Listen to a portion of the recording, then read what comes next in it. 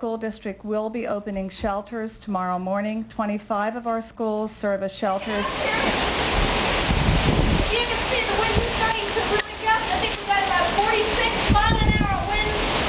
When we're looking at the television, we can see that about 46 over Orlando. Right now, the hurricane is right over the top of Phyllis and George, and they're seeing winds of about 75 miles an hour. The top winds have been 126 miles an hour down near Fort Pierce and St. Lucie. And the rain is just stinging in your eyes. I saw the reporters on TV, and now I can feel it. Anyway, we're here, we're in the left backyard, and we've got our own little drama going on. But so far, fortunately, the house is safe, and we're all safe. So we'll be close enough for a while. But the last note, I do want you to stay informed in advance. Anticipate having the power go out, and those of you that aren't able to have battery-operated televisions and watch television, find out how that television channel is simulcasted now. Know where those channels are on your radio so that you can tune to them in advance. And above all else, let's be cautious. Let's be patient with each other and be safe at the same time. Thank you. The people of Punta Gorda, Florida are living in a weather war zone. There are whole communities that will never return. Beef and raisins. And homeowners now homeless and hungry. With stores using calculators to ring up business, towns like Punta Gorda are just barely getting back on their feet. But I've talked to a lot of people who said, I'm out of here. That's much enough. more will be needed. Hundreds of thousands of homeowners are sweating out the 90-degree Florida temperatures without power and without water. Others don't know if they even have homes because police are still barring residents from the barrier islands. That has tempers rising along with the temperatures. Kelly Kobiea is in South Florida. May I leave or are you going to arrest me? It's been a flashpoint for days. A beach town still barricaded while repair crews try to make it safer. I don't care if the Pope's riding in. I'm going over that bridge tomorrow morning, 9 o'clock. What are you going to do? Shoot him! That flashpoint flared yesterday when one man tried to drive his family through a roadblock. Oh, come on, man! He's frustrated! He's frustrated, man! Police used a taser gun to stop him. That is so wrong! Why are you going to do like that from his children, man? Oh, it pushed both sides over the edge. I haven't been home since Thursday! I haven't been home since way before that. Yeah, I bet you saw your house.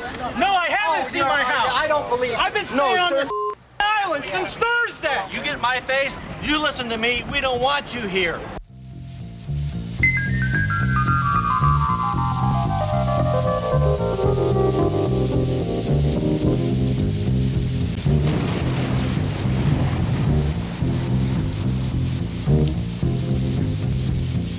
Riders on the storm, riders on the storm,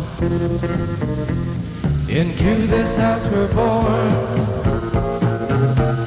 into this world we're thrown, like a dog without a bone, an actor out alone, riders on the storm, there's a killer on the road. His brain is squirming like a toad.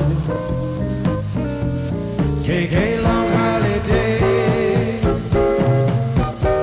Let your children play. If you give this man a ride, sweet family will die. Killer on the road. Yeah.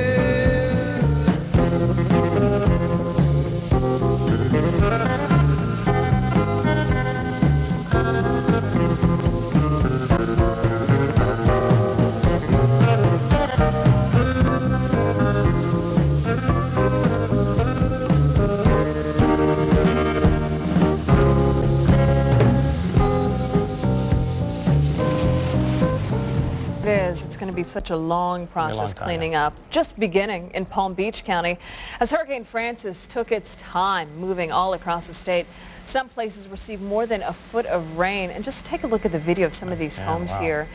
Streets completely flooded. Look at those boats as well. Neighborhoods flooded. The storm left boats mangled, trees and power lines toppled over, and gas tanks running on E because of tapped out service stations. Those boats just completely submerged. Francis left a mark at marinas and piers up and down the Atlantic coast as well.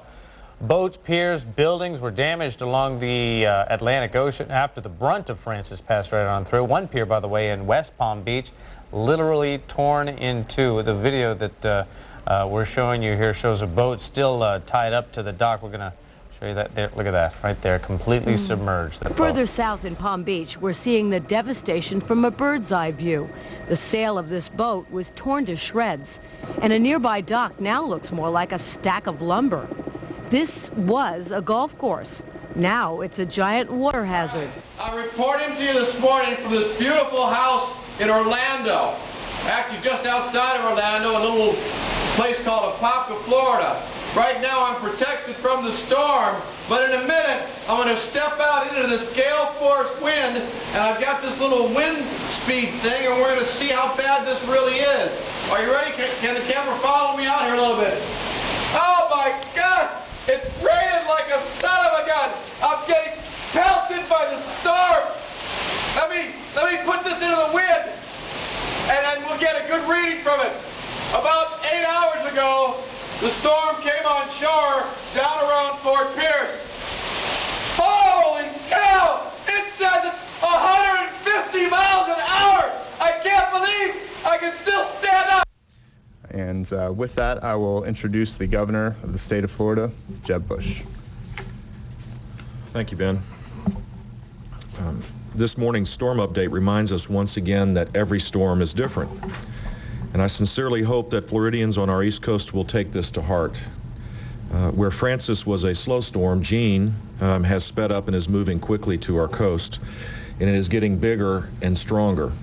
So the folks that are living on the coastal areas of our state, I hope that they don't think that whatever they just went through and survived, that the next storm will be just like it, and therefore they can ride this one out. There's some indications, there's some reports that people are not evacuating as they've been asked to do.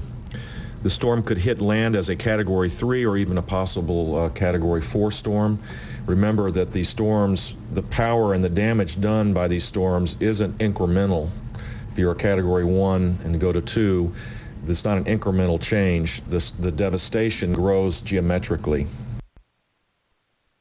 Storm going up the eastern side of Florida, just an hour away from land, as I said. Early part of tomorrow morning, and then there you go. Orlando expected to get hammered again with probably some hurricane force winds. It's going to be a long afternoon and evening, unfortunately, once again for the folks in Florida. We have all heard about the eye of a hurricane. This is what it looks like.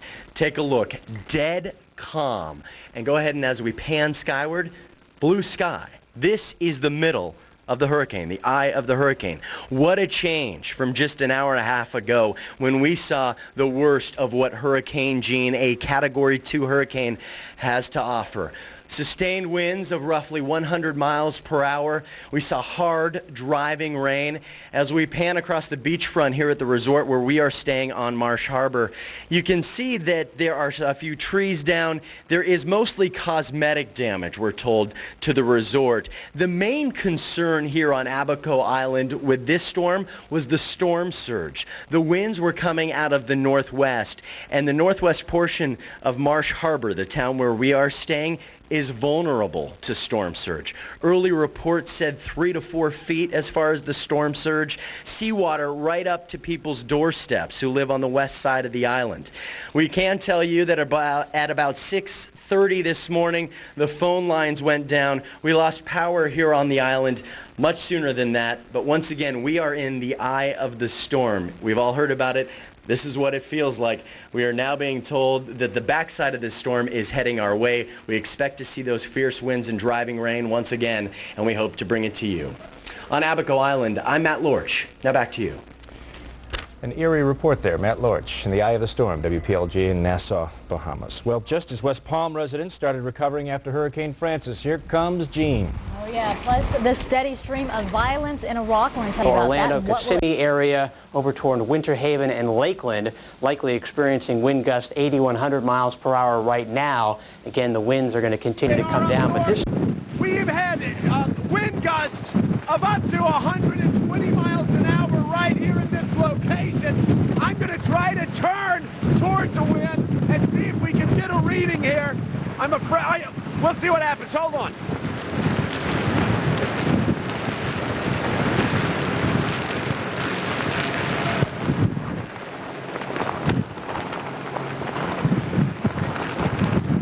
actually says 105 miles an hour. And of course, we continue to track Jean throughout the morning hours. And Jean currently poised to start making its way north through Florida into Georgia and eventually the Carolinas. You can see a tornado watch remains in effect for much of Florida, often in the right front quadrant of a landfalling hurricane. Twisters spin up, and such is the case. Landfall occurred about 11:50 last night officially, although the eye wall made it ashore before then. There's a look at Jean. Tell us what it's looking like there now, just as dawn has broken. Yeah, it's a sad state of affairs. I wish we had more daylight to assess the damage, but what we could see with the little daylight that we had, it does not look good. There are power lines, dozens of them, across US 1. Much of the northbound lane is impassable because of debris, either from trees or homes, waterfront. Fort Pierce had a peak wind gust during the overnight hours of 126, Vero Beach at 104. Hurricane Jean's wall of wind slammed into southeast Florida just before midnight.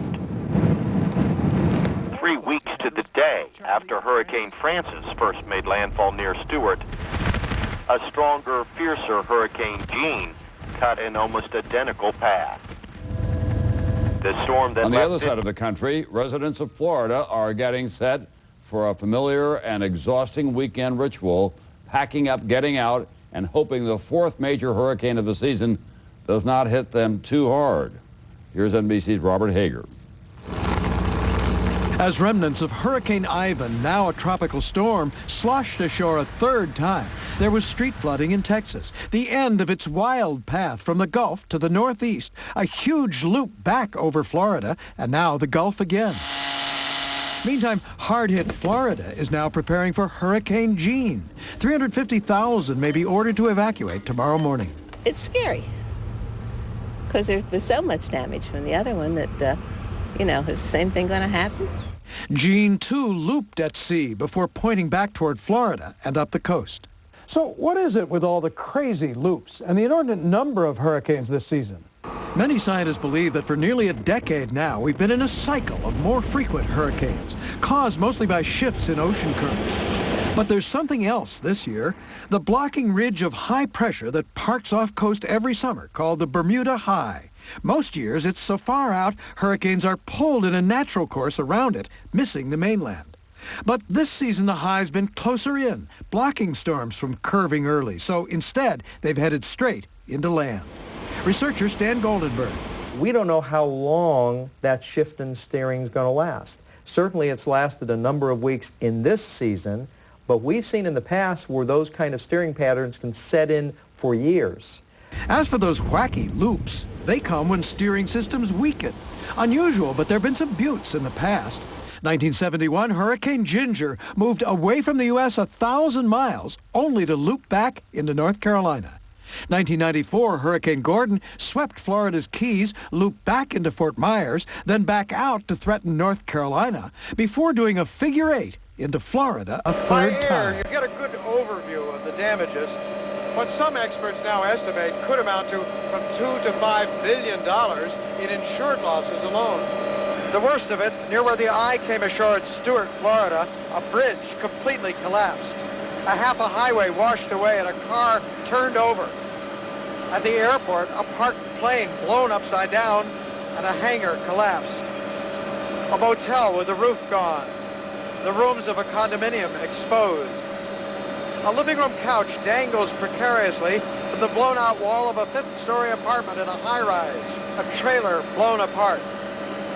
Boats tossed around like toys.